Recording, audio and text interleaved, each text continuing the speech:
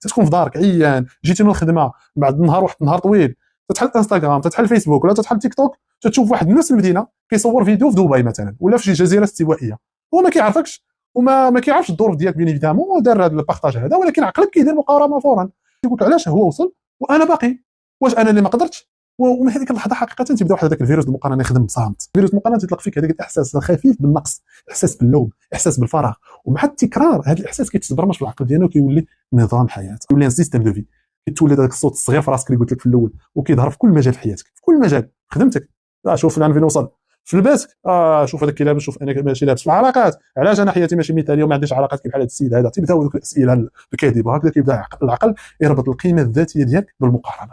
ما تبقاش تسول شنو درت اليوم، ولكن فين وصلت مقارنه بالاخرين. ومن الناحيه العلميه العقل فاش كيقارن تطلق نفس الهرمونات ديال التوتر، تصور احبابي القلب تيزيد يدق، الافكار كيجريو، المشاعر تنزل، وكتعيش توتر مزمن. دونك السر ديال التوتر اللي تتعيشو يوميا هو المقارنه تديرهم اترافيغ لي ريزو سوسيو، ديرها هذه واضحه عندك وانت ما عارفش السبب.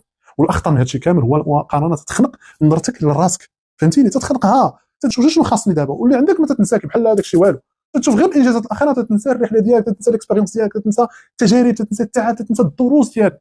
وهذه هي اللحظه اللي تتبدل فيها الهدف ديالك من باغي نتطور الى باغي نتبع هذوك الناس. وهذه الجمله باغي نتبع هذوك الناس هي اخطر جمله ممكن يعيش بها الانسان، عوض ما يقول باغي نتطور، لانها ما كتتساهلش، حتى ما دائما غادي تتبع، كل مره غادي يبان لك شي واحد قدامك كل مره، وغادي تحس بانك باقي ناقص بهذه الطريقه هذه ديال لي ريزو سوسيو.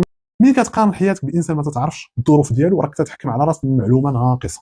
دير هذه مزيان في راسك. راه الناس كيبينوا اللقطه اللي باغيه تبان، الضحك، السفر، النجاح، الرومانسيه، اي حاجه، ولكن ما تيبينوش هذاك التعب، هذيك الاكسبيريونس، هذاك الصراع الداخلي، هذاك الفشل تيبانش اغلبيه في الريزو سوسيو. ومع ذلك العقل كيسجل الصوره على انها الحقيقه الكامله. غادي يشوف هذاك النجاح تيقول هذه الحقيقه الكامله، واخا تنقول لكم هذه الهضره غادي تشوفها في الفيسبوك غادي تقول لك الحقيقه الكامله. وهنا كيوقع هذاك الخداع الكبير، لان الريزو سوسيو ما تغسلش الدماغ لا بالعنف ولا شي حاجه، تغسلهم بواحد النعومه، واحد التكرار، واحد المقارنه يوميه. ملي تنقول لكم تبعوا محتوى زوين، راه بصح تبعوا محتوى زوين، انه هذاك المحتوى الاخر تيدمرك. سيرتو المحتوى عنده علاقه بالمقارنه، حيت